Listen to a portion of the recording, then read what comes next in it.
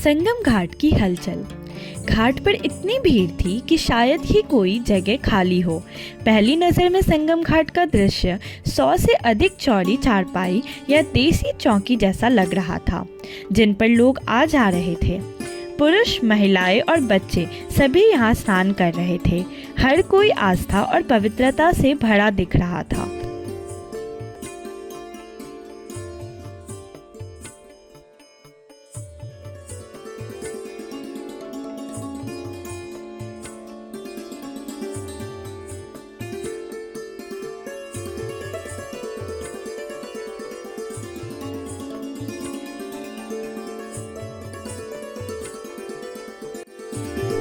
संगम पर क्या करें? नाव की सवारी करके गंगा और यमुना के संगम को करीब से देखें। अक्षय वट के दर्शन करें, जो पौराणिक कथाओं के अनुसार अमरता का प्रतीक है। गंगा आरती में भाग ले और भक्ति संगीत का आनंद ले।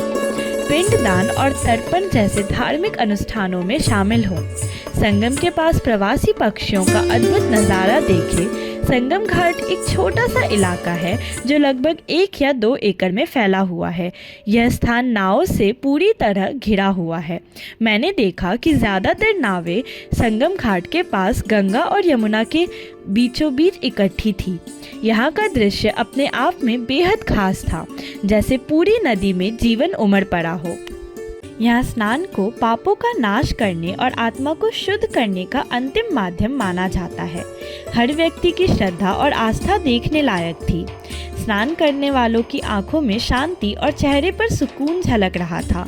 यह घाट मानो एक ऐसा स्थान बन गया था जहाँ लोग अपने भीतर की अशुद्धियों को त्यागने और एक नए जीवन की शुरुआत करने आते हैं।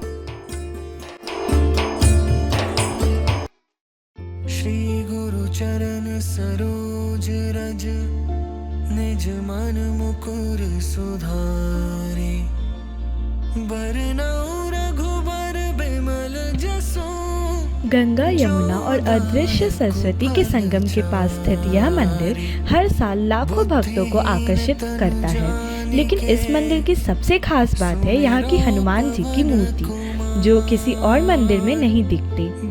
भगवान हनुमान की यह मूर्ति लगभग 20 फीट लंबी और जमीन पर लेटी हुई है। कहा जाता है कि जब भगवान राम के सबसे प्रिय भक्त हनुमान लंका विजय के बाद लौटे तो उन्होंने विश्राम के लिए यही स्थान चुना था।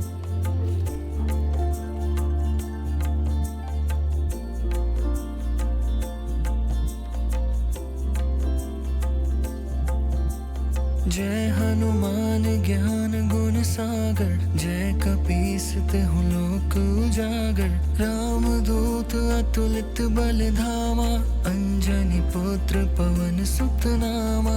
महावीर विक्रम बजरंगी, कुमति निवार सुमति के संगी। कंचन बरन बिराज सुबेसा, कानन। यहाँ की एक खास मान्यता है कि हर साल जब गंगा नदी का जलस्तर बढ़ता है तो माँ गंगा खुद आकर हनुमान जी के चरण धोती है। इसे देखकर भक्तों में एक अद्भुत श्रद्धा जागती है। हनुमान जी के इस स्वरूप पर चोला चढ़ाने की परंपरा भी है और भक्त यहाँ आकर सिंदूर और तेल अर्पित करते हैं। कहते हैं जो भी सच्चे मन से यहाँ सरस्वती के संगम तट पर बनवाया था। यह किला अपनी मजबूत बनावट, विशाल दीवारों और अंदर स्थित रहस्यमयी स्थलों के लिए प्रसिद्ध है। यह आर्कियोलॉजिकल सर्वे ऑफ इंडिया और भारतीय सेना के नियंत्रण में है। इस किले के अंदर आज भी कई गुप्त सुरंगों के होने की बात कही जाती है। इस किले के अंदर आज भी कई गुप्त सुरंगों के होने की बात कही जाती है। अंग्रेजों के शासनकाल में इस किले को एक महत्वपूर्ण प्रशासनिक केंद्र बनाया गया। ऐसा कहा जाता है कि इस किले में रात को रहस्यमयी आवाजें आती थी, खासकर तब जब यहाँ आत्महत्या करने वालों की संख्या अधिक थी। इस मंदिर का एक प्रमुख आकर्षण है अक्षय वट, जिसे अमर वृक्ष माना जाता है। अक्षय वट अमरता का प्रतीक है और इसका पौराणिक महत्व भी है। हिंदू धर्म में अक्षय वट को अमरता और मोक्ष का प्रतीक माना जाता है। इसके बारे में कई रोचक पौराणिक कथाएं प्रचलित है। कहते हैं कि जब भगवान राम माता सीता और लक्ष्मण के साथ वनवास में थे, तब माता सीता ने भगवान राम से एक ऐसा वृक्ष दिखाने का अनुरोध किया जो कभी नष्ट न हो। तब भगवान राम ने उन्हें अक्षय वट दिखाया और कहा कि यह अनंत काल तक बना रहेगा। श्रीमद् भागवत में उल्लेख मिलता है कि जब प्रलय आएगा और पूरी दुनिया जलमग्न हो जाएगी, तब भी अक्षय वट बचा रहेगा। इसी कारण इसे अमर वृक्ष माना जाता है। मान्यता है कि महान ऋषि पराशर ने इसी वृक्ष के नीचे कठोर तपस्या की थी। बाद में इस वृक्ष को लेकर यह विश्वास बना कि यदि कोई इसकी छांव में आकर मृत्यु प्राप्त करता है तो उससे सीधे स्वर्ग की प्राप्ति होती है। इस मान्यता के चलते यहाँ बड़ी संख्या में लोग आत्महत्या करने लगे, जिससे इसे शापित भी माना जाने लगा। अकबर का निर्णय और किले में अक्षय वट का कैद होना। मुगल सम्राट अकबर ने आत्महत्या की बढ़ती घटनाओं को देखते हुए 1583 में अक्षय वट को किले की दीवारों के भीतर बंद कर दिया। बंदी के बाद घटित घटनाएं। लोगों ने रात में किले से अजीबोगरीब चीख पुकार सुनी। सैनिकों को लगा कि कोई अदृश्य शक्तियां किले के अंदर घूम रही है। कुछ संतों ने दावा किया कि इस वृक्ष को बंद करना एक बड़ी भूल थी। बाद में अंग्रेजों ने 19वीं शताब्दी में इसे दोबारा जनता के लिए खोला, लेकिन आज भी यह आम श्रद्धालुओं के लिए सीमित रूप से ही उपलब्ध है। वर्तमान में अक्षय वट भारतीय सेना के नियंत्रण में है, इसलिए इसे देखने के लिए विशेष अनुमति लेनी पड़ती है।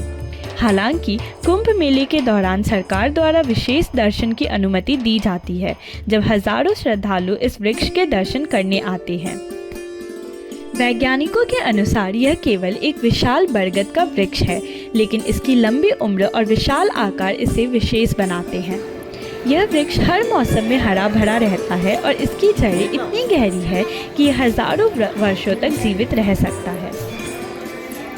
बंदी के बाद घटित घटनाएं। लोगों ने रात में किले से अजीबोगरीब चीख पुकार सुनी। सैनिकों को लगा कि कोई अदृश्य शक्तियां किले के अंदर घूम रही है। कुछ संतों ने दावा किया कि इस वृक्ष को बंद करना एक बड़ी भूल थी। बाद में अंग्रेजों ने 19वीं शताब्दी में इसे दोबारा जनता के लिए खोला, लेकिन आज भी यह आम श्रद्धालुओं के लिए सीमित रूप से ही उपलब्ध है। वर्तमान में अक्षय वट भारतीय सेना के नियंत्रण में है, इसलिए इसे देखने के लिए विशेष अनुमति लेनी पड़ती है। हालांकि कुंभ मेले के दौरान सरकार द्वारा विशेष दर्शन की अनुमति दी जाती है, जब हजारों श्रद्धालु इस वृक्ष के दर्शन करने आते हैं। अक्षय वट से जुड़े रहस्य और किंवदंतियाँ। कहा जाता है कि यहाँ अब भी आध्यात्मिक शक्तियाँ मौजूद है। रात के समय यहाँ कुछ रहस्यमयी घटनाएं घटती हैं। कई साधु और योगी यहाँ तपस्या करने आते हैं और इसे मोक्ष प्राप्ति का द्वार मानते हैं।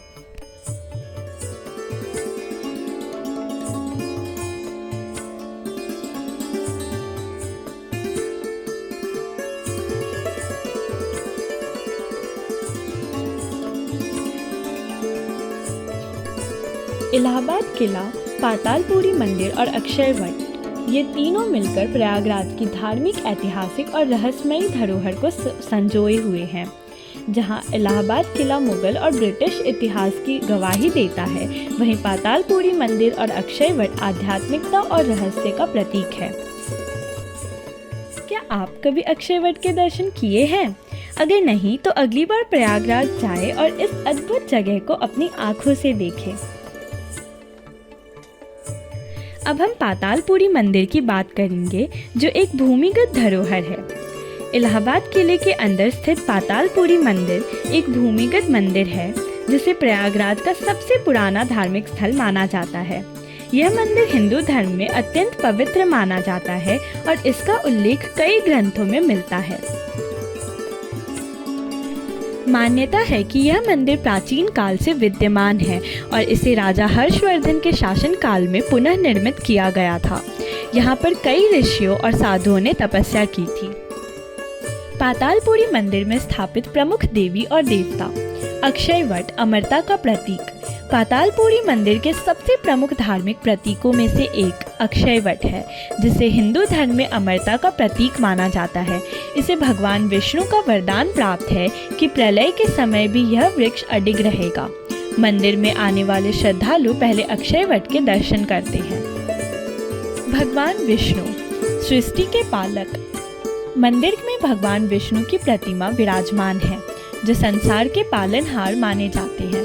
मान्यता है कि सतयुग में भगवान विष्णु ने इसी स्थान पर तपस्या की थी। यहाँ विष्णु भगवान की पूजा मुख्य रूप से मोक्ष प्राप्ति के लिए की जाती है। भगवान शिव पातालपुरी के अधिष्ठाता। भगवान शिव को इस मंदिर का मुख्य अधिष्ठाता माना जाता है। पौराणिक मान्यता है कि शिव जी ने यहाँ तपस्या की थी और उनकी कृपा से यह स्थान पवित्र बना। इस मंदिर में शिवलिंग स्थापित है, जिसे श्रद्धालु जलाभिषेक और रुद्राभिषेक के लिए पूजते हैं। हनुमान जी संकट मोचक। पातालपुरी मंदिर में भगवान हनुमान की एक महत्वपूर्ण प्रतिमा है। माना जाता है कि यह प्रतिमा स्वयंभू यानी कि खुद से प्रकट है। हनुमान जी को यहाँ संकट मोचक के रूप से पूजते हैं और यह स्थान उनकी विशेष कृपा के लिए जाना जाता है। नरसिंह भगवान विष्णु के उग्र अवतार। मंदिर में नरसिंह भगवान की प्रतिमा भी स्थापित है। नरसिंह भगवान भगवान विष्णु का उग्र अवतार हैं, जिन्होंने भक्त प्रहलाद की रक्षा के लिए हिरण्यकश्यप का वध किया था। महाकाली गॉडेस। महाकाली शक्ति और तंत्र की देवी। पातालपुरी मंदिर में महाकाली माता की प्रतिमा भी स्थित है। काली माता को तंत्र साधना का आधार माना जाता है और श्रद्धालु यहाँ आकर विशेष अनुष्ठान करते हैं।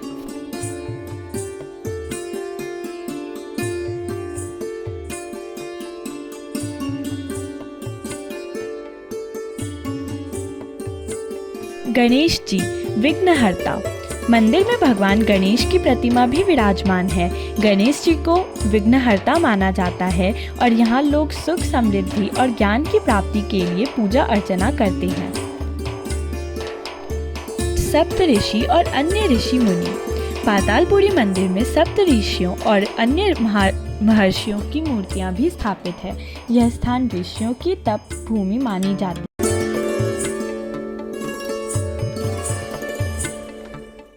मैंने संगम से नागवासुकी मंदिर तक की यात्रा की, जो लगभग 5 किलोमीटर की दूरी पर स्थित है। यह मंदिर का सफ़र अपने आप में अद्भुत था।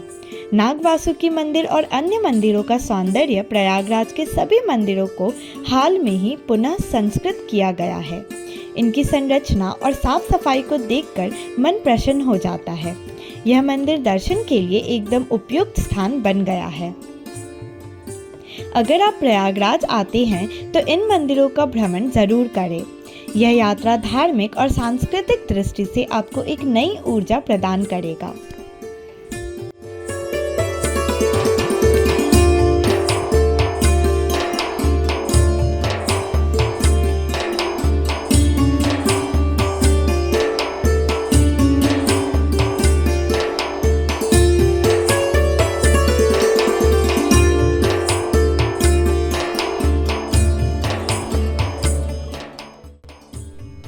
संगम घाट की हलचल। घाट पर इतनी भीड़ थी कि शायद ही कोई जगह खाली हो। पहली नज़र में संगम घाट का दृश्य 100 से अधिक चौड़ी चारपाई या देसी चौकी जैसा लग रहा था, जिन पर लोग आ जा रहे थे। पुरुष, महिलाएं और बच्चे सभी यहाँ स्नान कर रहे थे। हर कोई आस्था और पवित्रता से भरा दिख रहा था।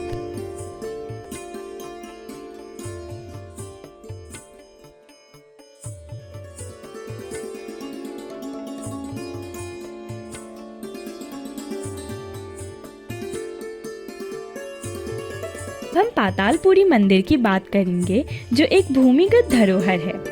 इलाहाबाद किले के अंदर स्थित पातालपुरी मंदिर एक भूमिगत मंदिर है, जिसे प्रयागराज का सबसे पुराना धार्मिक स्थल माना जाता है। यह मंदिर हिंदू धर्म में अत्यंत पवित्र माना जाता है और इसका उल्लेख कई ग्रंथों में मिलता है। मान्यता है कि यह मंदिर प्राचीन काल से विद्यमान है और इसे राजा हर्षवर्धन के शासन काल में पुनः निर्मित किया गया था। यहाँ पर कई ऋषियों और साधुओं ने तपस्या की थी। पातालपुरी मंदिर में स्थापित प्रमुख देवी और देवता। अक्षय वट अमरता का प्रतीक। पातालपुरी मंदिर के सबसे प्रमुख धार्मिक प्रतीकों में से एक अक्षय वट है, जिसे हिंदू धर्म में अमरता का प्रतीक माना जाता है। इसे भगवान विष्णु का वरदान प्राप्त है कि प्रलय के समय भी यह वृक्ष अडिग रहेगा। मंदिर में आने वाले श्रद्धालु पहले अक्षय वट के दर्शन करते हैं। भगवान विष्णु सृष्टि के पालक। मंदिर में भगवान विष्णु की प्रतिमा विराजमान है, जो संसार के पालनहार माने जाते हैं। मान्यता है कि सतयुग में भगवान विष्णु ने इसी स्थान पर तपस्या की थी। यहाँ विष्णु भगवान की पूजा मुख्य रूप से मोक्ष प्राप्ति के लिए की जाती है। भगवान शिव पातालपुरी के अधिष्ठाता। भगवान शिव को इस मंदिर का मुख्य अधिष्ठाता माना जाता है। पौराणिक मान्यता है कि शिव जी ने यहाँ तपस्या की थी और उनकी कृपा से यह स्थान पवित्र बना। इस मंदिर में शिवलिंग स्थापित है, जिसे श्रद्धालु जलाभिषेक और रुद्राभिषेक के लिए पूजते हैं। हनुमान जी संकट मोचक। पातालपुरी मंदिर में भगवान हनुमान की एक महत्वपूर्ण प्रतिमा है। माना जाता है कि यह प्रतिमा स्वयंभू यानी कि खुद से प्रकट है। हनुमान जी को यहाँ संकट मोचक के रूप से पूजते हैं और यह स्थान उनकी विशेष कृपा के लिए जाना जाता है। नरसिंह भगवान विष्णु के उग्र अवतार। मंदिर में नरसिंह भगवान की प्रतिमा भी स्थापित है। नरसिंह भगवान भगवान विष्णु का उग्र अवतार हैं, जिन्होंने भक्त प्रहलाद की रक्षा के लिए हिरण्यकश्यप का वध किया था। महाकाली गॉडेस महाकाली शक्ति और तंत्र की देवी। पातालपुरी मंदिर में महाकाली माता की प्रतिमा भी स्थित है। काली माता को तंत्र साधना का आधार माना जाता है और श्रद्धालु यहाँ आकर विशेष अनुष्ठान करते हैं।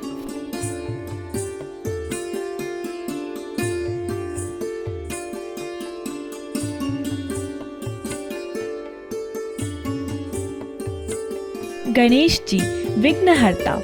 मंदिर में भगवान गणेश की प्रतिमा भी विराजमान है। गणेश जी को विघ्नहर्ता माना जाता है और यहाँ लोग सुख समृद्धि और ज्ञान की प्राप्ति के लिए पूजा अर्चना करते हैं। सप्त ऋषि और अन्य ऋषि मुनि। पातालपुरी मंदिर में सप्त ऋषियों और अन्य महर्षियों की मूर्तियां भी स्थापित है। यह स्थान ऋषियों की तप भूमि मानी जाती है और कहा जाता है कि यहाँ कई ऋषियों ने कठोर तपस्या की थी।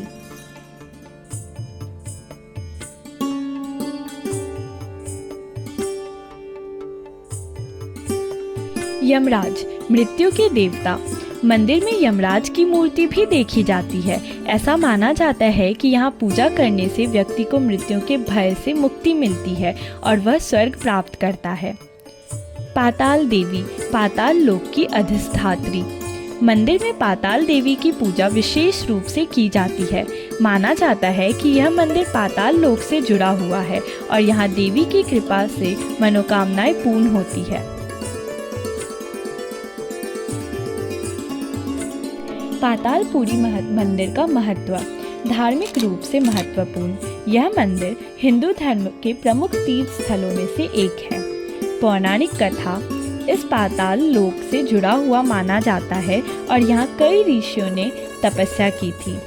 आध्यात्मिक केंद्र यहाँ विशेष रूप से मोक्ष प्राप्ति के लिए पूजा की जाती है। और रहस्यमयी संरचना यह मंदिर भूमिगत स्थित है, जिससे इसकी रहस्यमयता और बढ़ जाती है।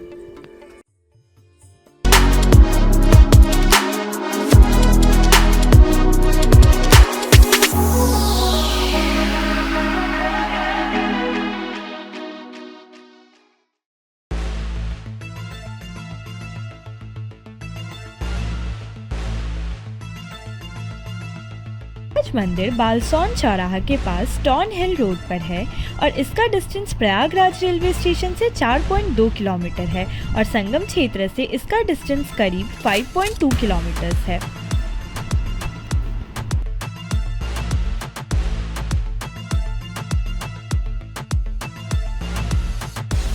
तो दोस्तों, ये रहा आनंद भवन, नेहरू परिवार का ऐतिहासिक निवास। बाहर से दिखने में ये एक पुरानी कोठी जैसा लगता है, लेकिन अंदर जाने के लिए 30 रुपए का टिकट लगता है और अगर आपको टॉप फ्लोर भी देखना है तो 100 रुपए तक का स्पेशल चार्ज झेलना पड़ सकता है।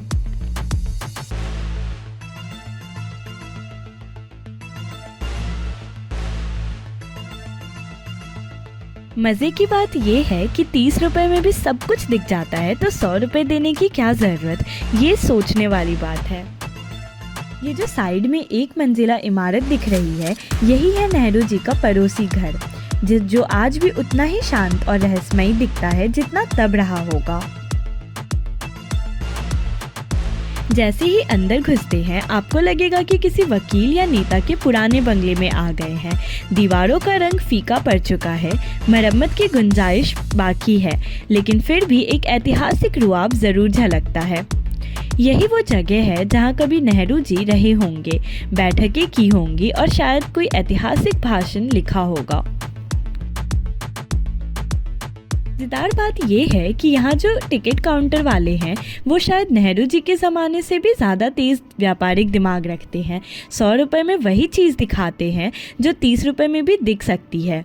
और हाँ, अगर आप सोच रहे हैं कि आनंद भवन किसी महल जैसा होगा, तो ऐसा कुछ नहीं है। ये एक आम पुरानी हवेली है जिसका नाम बड़ा और दर्शन छोटे हैं।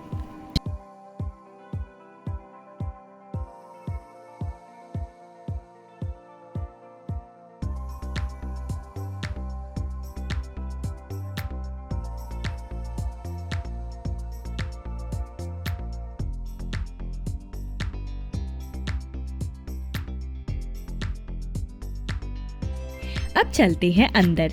यहाँ नेहरू परिवार की यादें संजो कर रखी गई है। पुराने ज़माने के टेलीफोन, लकड़ी के टेबल, बेड और वो सामान जो इतिहास को ज़िंदा रखते हैं। सबसे दिलचस्प चीज़ जो देखने को मिलती है वो है बिस्तर, जिस पर गांधी जी ठहरा करते थे। अब आप सोच रहे होंगे कि इतिहास में इतना ठहराव क्यों है? दरअसल यहाँ वक्त भी सालों पहले की सियासत में ठहरा हुआ महसूस होता है।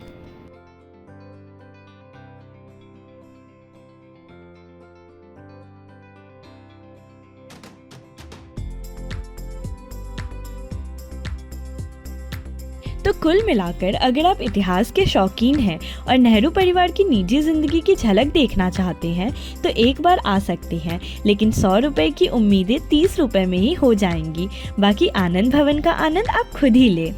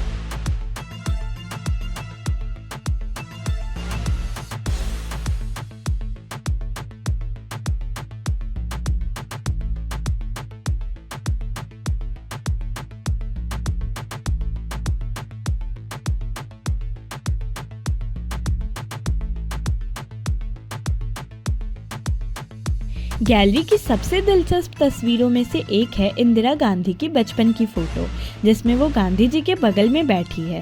इतिहास की इस झलक को देखकर सच में प्रेरणा मिलती है। आनंद भवन के ठीक बगल में स्थित है स्वराज भवन, जो कभी नेहरू परिवार का निवास स्थान था। यहीं पर 19 नवंबर 1917 को इंदिरा गांधी का जन्म हुआ था। इस ऐतिहासिक भवन में कई महत्वपूर्ण स्वतंत्रता संग्राम की गतिविधियां संचालित हुई थी। यह जगह इलाहाबाद यूनिवर्सिटी से सटे होने के कारण इस एरिया में हमेशा चहल पहल बनी रहती है और ई रिक्शा या ऑटो आसानी से मिल जाती है।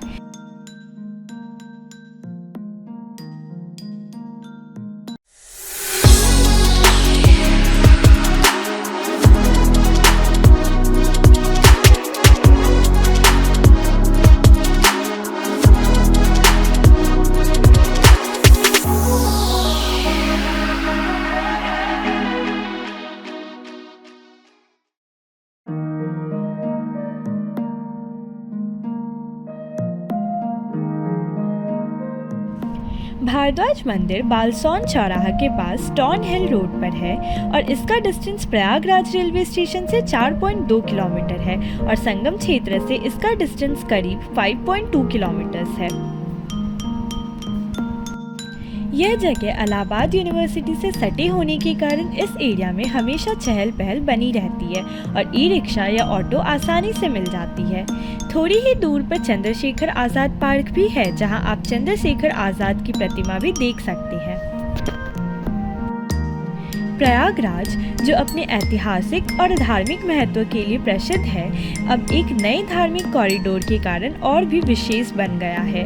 इस कॉरिडोर का उद्घाटन भारद्वाज मंदिर के पास हुआ है, जिसे अब श्रद्धालु के लिए और भी सुलभ और आकर्षक बना दिया गया है। यह भारद्वाज मंदिर, जो महर्षि भारद्वाज से जुड़ा हुआ है, एक प्रमुख धार्मिक स्थल है, जहां श्रद्धालु अपनी आस्थाओं के साथ पूजा अर्चना करने आते हैं।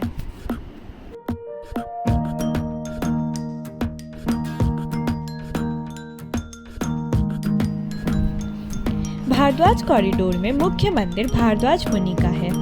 यहाँ वे जिस शिव की पूजा करते थे, उनका भी एक मंदिर है जिसे भरतेश्वर शिव कहा जाता है। भारद्वाज कॉरिडोर में एक मंदिर उनके गुरु यज्ञवल्क्य जी का भी है। श्री राम रावण का वध करने के बाद लंका से अयोध्या जाते समय यहाँ भारद्वाज मुनि का आशीर्वाद लेने के लिए आए थे।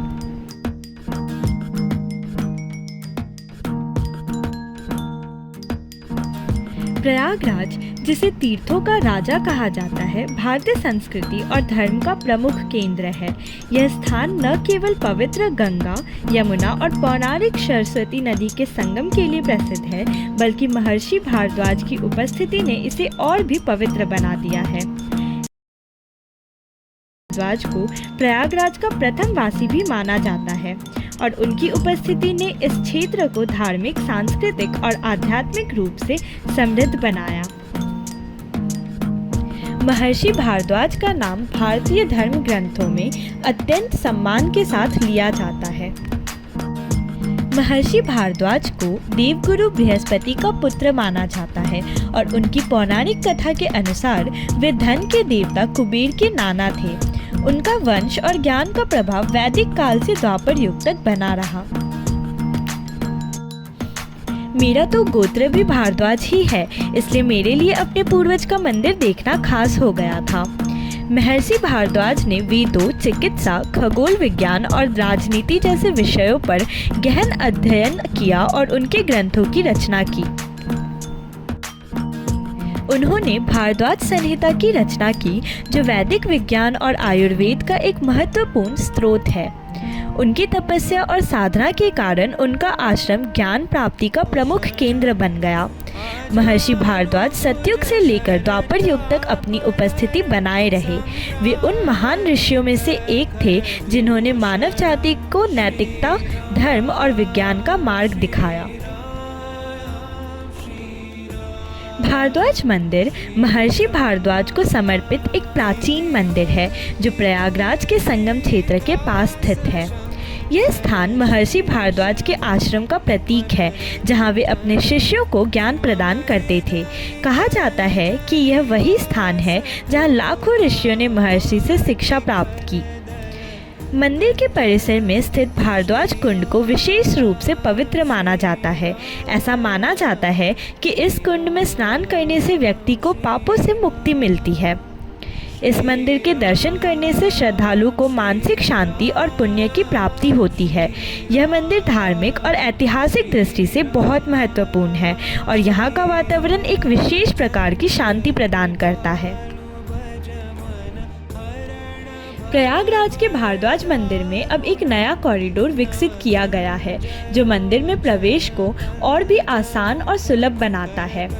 इस कॉरिडोर की शुरुआत से न केवल मंदिर में आने वाले श्रद्धालुओं को सुविधा होगी, बल्कि आसपास के क्षेत्र का विकास भी होगा। यह कॉरिडोर, जो भारद्वाज मंदिर को मुख्य शहर से जोड़ता है, एक धार्मिक और पर्यटन स्थल के रूप में इसके महत्व को और बढ़ा देगा। श्रद्धालुओं के लिए भारद्वाज मंदिर तक पहुंचना अब पहले से कहीं ज़्यादा आसान हो गया है। इस कॉरिडोर से न केवल मंदिर की लोकप्रियता बढ़ेगी, बल्कि आसपास के अन्य धार्मिक स्थलों का भी प्रचार होगा। भारद्वाज मंदिर में पूजा करने से श्रद्धालुओं को मानसिक शांति और आंतरिक संतुलन प्राप्त होता है। यहाँ आने से एक सकारात्मक ऊर्जा का अनुभव होता है और यह स्थान न केवल धार्मिक बल्कि सांस्कृतिक दृष्टिकोण से भी बेहद महत्वपूर्ण है। यहाँ की धार्मिक क्रियाएं और पूजा विधियाँ सदियों से चली आ रही है और हर व्यक्ति को यहाँ आकर विशेष अनुभूति होती है।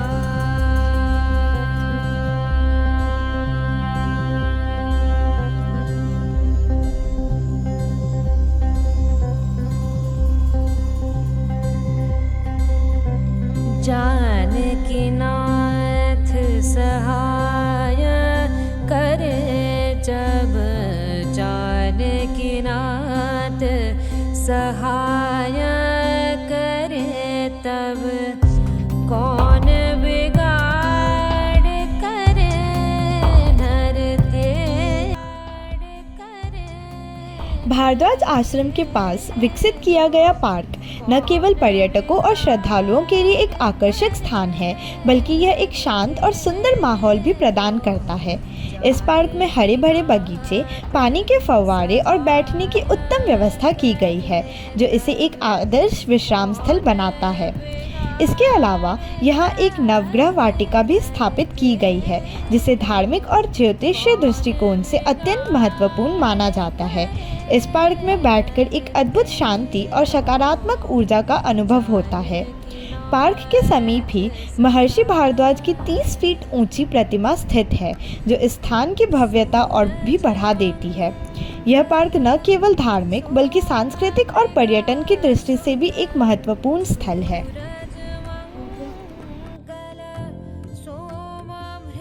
सकला बना सकला बना फूल रहे सरसों, सकला बना फूल रहे सरसों, सकला बना अम्बुआ फूटे तेसु फूले, अम्बुआ फूटे तेसु फूले, गोरी करत श्रृंगार मलनिया, गढ़वाले आई कर सो सकल बना।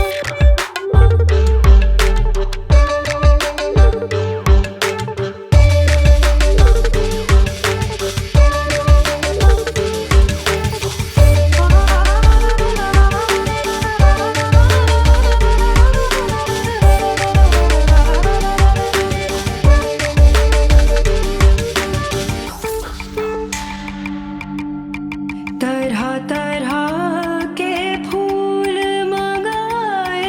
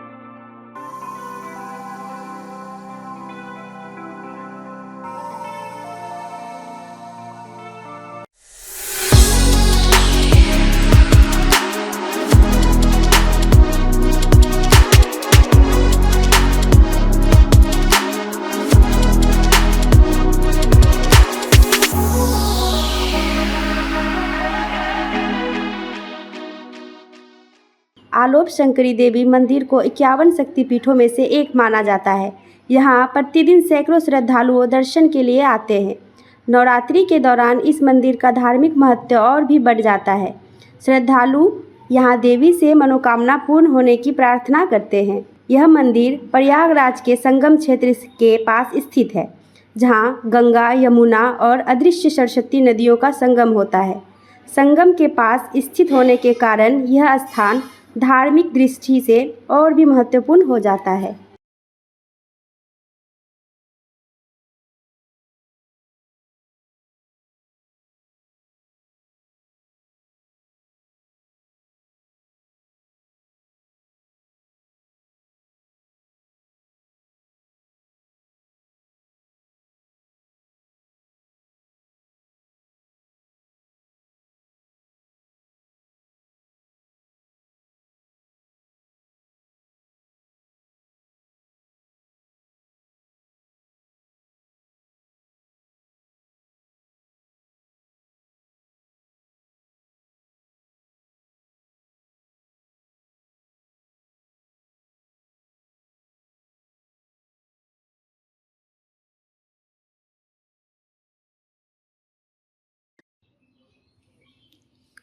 आलोप शंकरी देवी मंदिर प्रयागराज का रहस्यमय तीर्थ।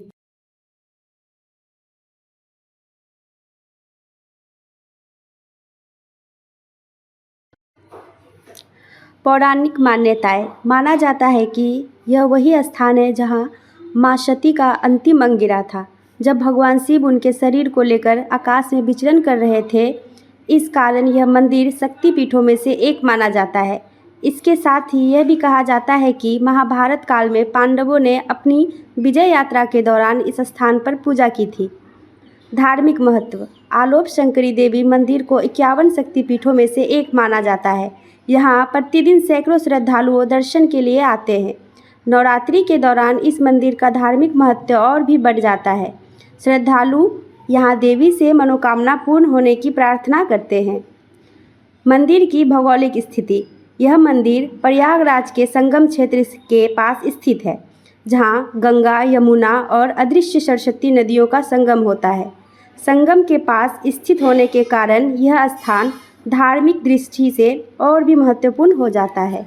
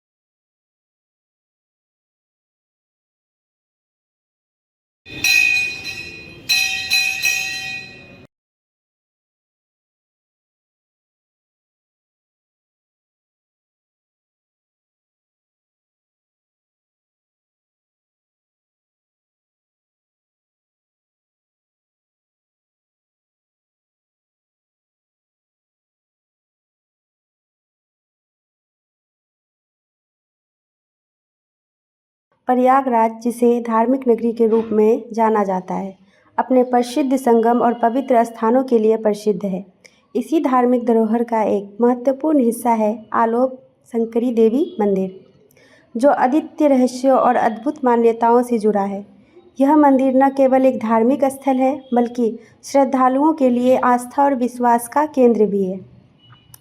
मंदिर की अनोखी विशेषता। आलोक शंकरी देवी मंदिर की सबसे खास बात यह है कि यह देवी की कोई प्रतिमा नहीं है। इसके बजाय एक लकड़ी के चबूतरे के नीचे एक अदृश्य स्थान की पूजा की जाती है। यही कारण है कि इस मंदिर को आलोक कहा जाता है, जिसका अर्थ है गायब हो जाना। यह मंदिर उन कुछ धार्मिक स्थलों में से एक है जहां मूर्ति पूजा की परंपरा नहीं है।